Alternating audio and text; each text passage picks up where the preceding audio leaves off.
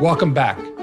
I'm Thomas Keller. I want to welcome all of you to my masterclass focused on the bounty from the sea, our oceans, and our rivers. We're going to learn how to make salmon, Dover sole, a whole monkfish tail, salt-baked bronzino, butter-poached Maine lobster, shrimp scampi, and a lobster boil. We're also going to learn about sous vide cooking in two different ways, one in a very elementary way and in a more contemporary way. Also, we have a wonderful class on several different types of desserts, chocolate pot au creme, apple pie, and one of my favorite, the lemon tart with a pine nut crust. We have a number of different techniques surrounding all these dishes that you'll be able to learn little tidbits here and there and really be able to elevate your cooking abilities. Let's get in the kitchen and dive into this.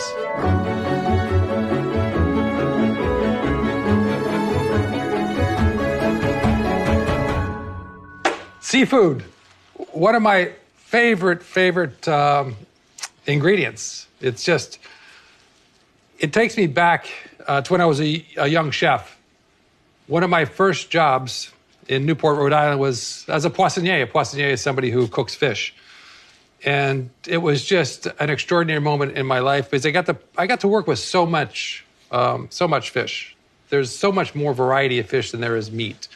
We had scrod, we had cod, we had swordfish, we had salmon, we had lutemere, we had turbot, we had lobsters, we had shrimp, we had clams, we had mussels, we had oysters. We had all these different things that we got to work with every day. And it was one of my most favorite times in my career was cooking fish. Here we have a variety of things, and I just want to explain a few of the things.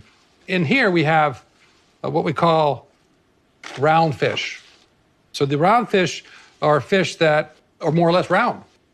And you see them in the way we store them. And this is a very important thing and something I taught myself after realizing that when fish is stored on its side like this with ice on top, what happens is the pressure and the weight of the ice, both on the top and the bottom, create divots in the flesh, therefore damaging it. And I realized that we want to store our fish in the same way it swims so that there's no added pressure on these really beautiful fillets. So any fish that you get in the round, you want to be able to store as it swims, and therefore it does not diminish or impact negatively the quality of your fillets. So we have our beautiful king salmon here, which is a salmon that's really high in omega-3 fats. This here, right along here, is going to be the sirloin of the salmon.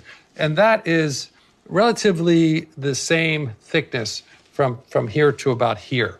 And that's kind of the prized area in some ways.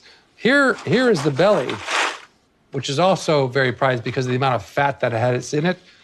It's a different texture and, of course, a different mouthfeel. And I love the belly. And as you know, in sushi restaurants, the toro or the tuna belly is the most prized.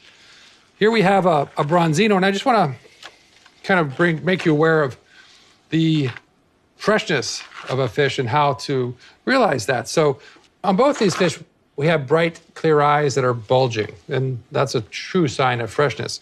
On our bronzino, we also can look in the gill cage here, and we can see slime in the gill cage. It's a good thing as it relates to the freshness of fish. And the gills are the same color through and throughout, a nice pink. So that gives you a true indication of freshness.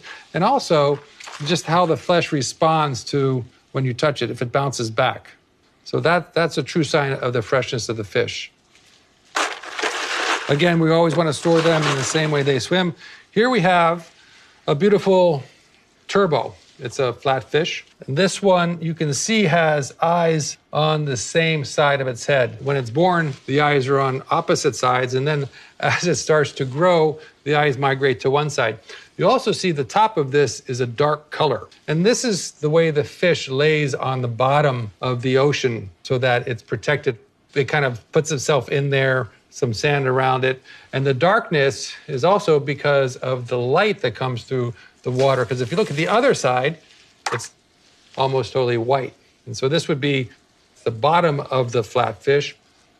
and the top of the flatfish. Just fillets here are going to be much thicker than the fillets on the other side of the fish. Of course, some of the wonderful fish that we have that are flatfish are all of our soles. And of course, besides the turbo, one of the most prestigious soles is Dover sole. I remember when I was in Ireland several years ago, we were in a restaurant and they had black sole on the menu. I didn't really know what black sole was until the server brought it out and filleted it in front of me, and I realized that was Dover sole. And I said, well, that's Dover sole. And he said, no, we don't call it Dover sole. This is Ireland. We call it black sole. And so I realized that the Irish didn't want to be recognized as using something that was English. Again, you can see here the gills are a little bit of slime in there, and they're just always the same color from one to the other. So again, a beautiful piece of fish. Crustaceans, we have our lobsters, of course. Here we have a female lobster, and you can tell the female lobster because these two first little feet here are very soft and small and kind of tucked up underneath there. This one's going to be our male lobster. You can see they're a little bigger and a little, do I dare say, stiffer? But that's the difference between the male and the female lobster. These guys we keep them nice and happy there and okay. Of course, some beautiful shrimp. These are shrimp from Thailand. Wonderful prawns and different things. We also have, in this family, we have small écrevisses, which come from murky waters. One of the most famous dishes in the world is poulet de Bresse aux écrevisses, which is a chicken from Brest cooked with crayfish, made famous by Chef Paul Bocuse. We also have different types of shrimp, smaller shrimp. We grade shrimp by how many pieces are in a pound. So the largest shrimp that we can buy are going to be U5s, or under 5 shrimp per pound. And then they'll go under 7, under 10, under 15. And they'll get smaller because it's more per pound. And of course, we have shellfish here. We have some beautiful mussels from our friends in Maine. These are bouchet mussels, Bouchet. They're the mussels that are known in France, and you get the steamed mussels there with saffron or with white wine. And of course, we have some beautiful cherry stone clams as well. So we're going to cook our bronzino in salt crust, which is just a beautiful way to cook bronzino. We're going to be doing our lobsters. Very famous dish at the French Laundry, which is our lobster macaroni and cheese. We'll get to see how to do that. It's very intense, very involved, but certainly results in a beautiful dish, and one that has become quite famous in our restaurant. We're also going to be doing a lobster boil. We're going to get to use a lot of our shrimp, our clams, our mussels. Again, some more lobsters, some sausage, some corn, some potatoes, some onions, and things like that. So these are the things that we're going to be able to do as we go through our class and working on our fish. If you want to know more about the sustainability of the fish that you're buying, go to seafoodwatch.org. And they've done a great job at identifying what fish are sustainable, where it's coming from, and the amount that's available to you.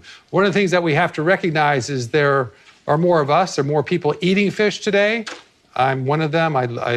My diet certainly contains mostly fish, but there is less wild seafood available from our ocean. So please be careful, make sure that we're doing the right thing so that future generations have the opportunity to experience these wonderful products that come naturally to us.